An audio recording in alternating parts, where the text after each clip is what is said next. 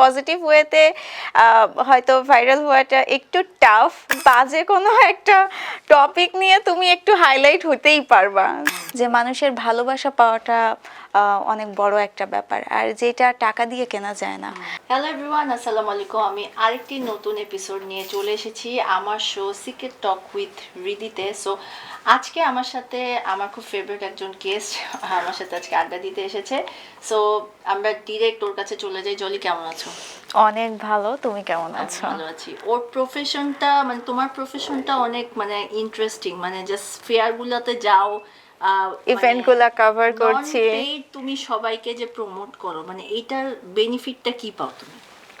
এটার আসলে অনেকগুলা বেনিফিট। সেটা হলো আমরা যখন মানে কোনো ইনফ্লুয়েন্সারকে দেখি, এরা কিন্তু যখন টাকা নিয়ে কাজগুলা করছে, তারা কিন্তু একটা লিমিটেড টাইম নিয়ে করছে, তাই না? তাতে হয় কি, তারা যখন চলে আসে অ্যাট দ্যাট মোমেন্টে মানে ব্যাক বাইটিং এত বেশি হয়। তো আমার প্রফেশন কিন্তু এটা ছিল না, অ্যাজ এ টিচার।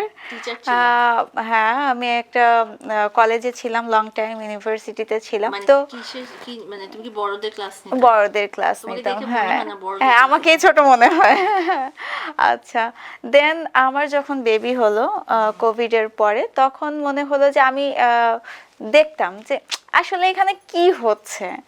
তো হওয়ার পরে মনে হতো কি যে এখানে না মানে আনজাস্টিস কিছু হচ্ছে, যেটা আমার কাছে হ্যাঁ, কিংবা তাদের কাছে না খুব গুড রেসপন্স যেত না, বা তারা খুব বেশি বেনিফিটেড হতো না। তো আমার মনে হলো কেননা তাদেরকে একটু হেল্প করা যাক।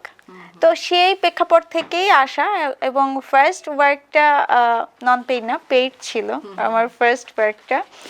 দেন পেইড নন পেইড দুইটাই করা হয়েছে অনেক, আর ভালো লাগে। সো মানে ফ্রিতে তুমি অনেক সময় প্রমোট করো, বা ওদেরকে বলো যে লাইক আপনাকে কিন্তু প্রমোট করতেছে, আপনি কিন্তু অবশ্যই শেয়ার দিবেন এবং ট্যাগ করে দাও, মানে এটা তোমার প্রফিটটা কি আসে?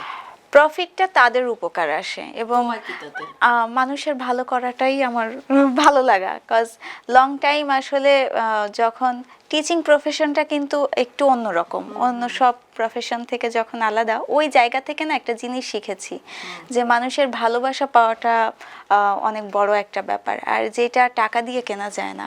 আমি আধা ঘন্টার জন্য একটা পেমেন্ট নিয়ে জাস্ট গেলাম, একটু ঘুরে চলে আসলাম, ওতে তো ওদের কোনো বেনিফিট হবে না।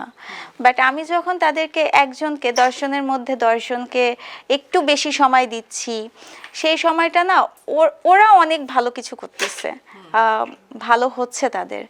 আর যখন ওদের ভালো হচ্ছে, ওদের ভেতর থেকে যে দোয়াটা আসে না, ইটস এনাফ, আর কিছু দরকার হয় না। তো এই ইনফ্লুয়েন্সিং করতে করতে অনেক সময় অনেক রকম পরিস্থিতির শিকার হয়, body shaming, face shaming and অনেক কিছু হয়।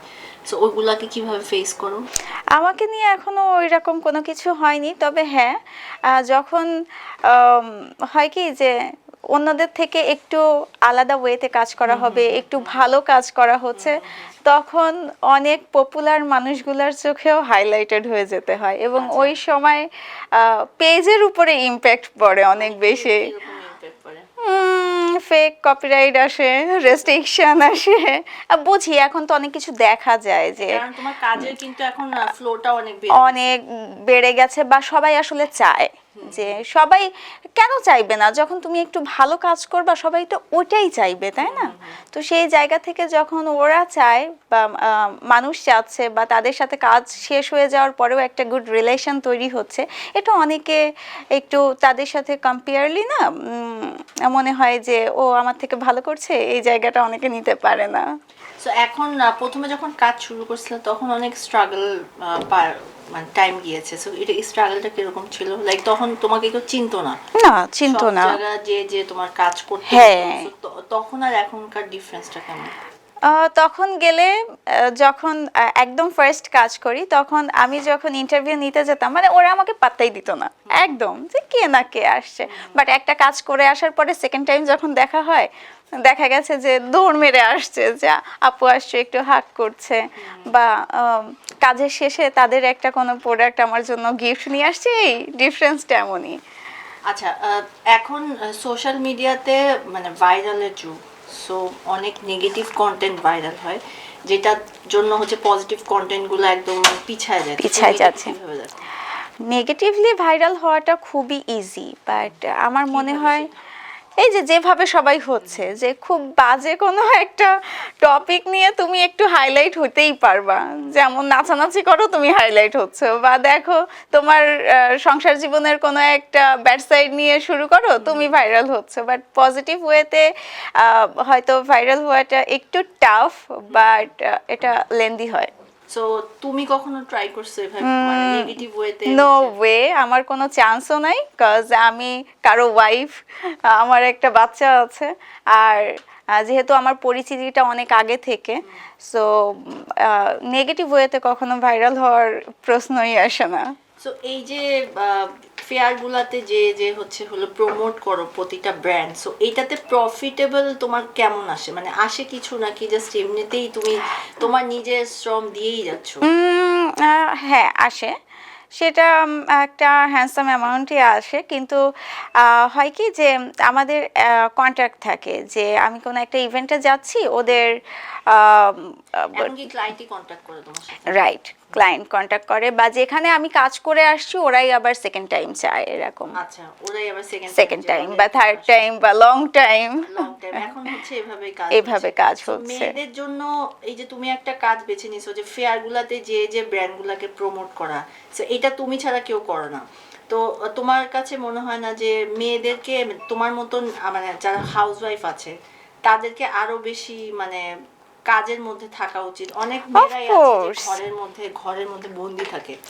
অফকোর্স, আসলে প্রতিটা মেয়ের একটা নিজস্ব আইডেন্টিটি থাকতে হবে, সেটা ফ্যামিলির ক্ষেত্রে হোক, দেশের ক্ষেত্রে হোক, তার নিজের জন্য হোক। যখন তার একটা নিজস্ব আইডেন্টিটি থাকবে, সে লাইফে অনেক এগিয়ে যেতে পারবে। ইনফ্যাক্ট তাকে তখন মানুষ যে রেসপেক্টটা আগে করতো, আই থিঙ্ক তখন আরও ডাবল রেসপেক্ট করবে। সো সেই জায়গা থেকে প্রত্যেকটা মেয়েরই উচিত, শুধু ইনফ্লুয়েন্সিং এর জন্য বলছি না, যে কোনো ওয়েতেই হোক। ইনফ্লুয়েন্সার না ব্লগার, বেসিক্যালি তুমি কি মানে? ইনফ্লুয়েন্সার।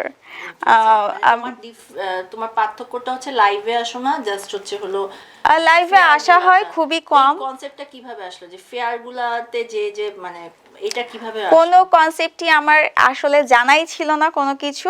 ফার্স্ট টাইম আমি আমার বেবিকে নিয়ে কিছু ভিডিও মেক করতাম, এবং আমার কাছে তখন আমি একটা বেবিদের প্রোডাক্ট কিনি, ওখান থেকে আমাকে বলে যে আপু আপনি তো খুব ভালো ভিডিও করেন, আমাকে একটা ভিডিও বানিয়ে দেন। তো ওরা আমাকে কিছু প্রোডাক্ট পাঠায়, দেন আমি ভিডিওটা বানালে ওরা ওটা ওদের পেজে দিলে বেশ ভালো একটা সাড়া পায়। তারপরে আমার একটা স্টুডেন্ট, তার মা বিজনেস করে, তো উনি একটা ফেয়ারে গিয়েছিলেন, তো ওখান থেকে আমাকে বললো যে মিস আপনি আসবেন, আপনি তো করছেন, আপনি আসলে আমার খুব ভাল লাগবে। তো আমি বলছি যে আমি আবার ওনার সাথে ফান করে বলতেছি কনভিন্স দেওয়া লাগবে, আমার কিন্তু টাকা নাই আসার মতো। তো বলছে হ্যাঁ দিব।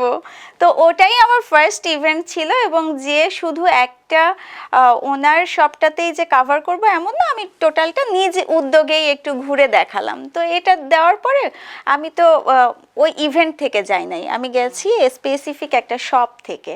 তো যাওয়ার পরে ওনারা যখন দেখলো যে ওই যে ইভেন্ট অর্গানাইজাররা দেখলো, তখন ওনারা আমাকে নক করেছে যে আপু আমরা কি আমাদের পেজে এটা ট্যাগ দিতে পারি? তো বলছি হ্যাঁ শিওর। আমি ইভেন্টটার নামও জানতাম না, যাওয়ার পরে শুনেছি। তো তার কিছুদিন পরে ওনাদের সেকেন্ড ইভেন্টে ওনারা দেখি আমাকে নক দিয়েছে যে আপু আপনি আসবেন কি না? তো বলছি হ্যাঁ যাওয়াই যাবে। তো যাওয়ার পরে আমি আসার সময় ওনারা আমাকে একটা খাম ধরিয়ে দিয়েছে, আমি তখন জানতামও না যে ইভেন্ট করলে কিছু অনারিয়াম পাওয়া যায়।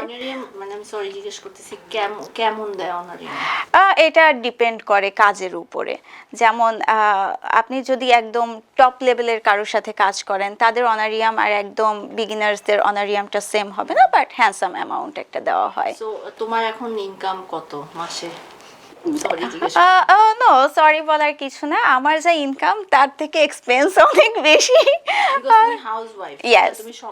রাইট, আর আমি ফুল টাইম করতে পারি না, আমার বেবিটা তো ছোট, অনলি 3 ইয়ার্স, ওকে রেখে আসলে অনেক কাজ আসে, কিন্তু ফুল টাইম করা পসিবল হয় না। সো এই যে বড় বড় ইনফ্লুয়েন্সার, তোমার মধ্যে পার্থক্য কি?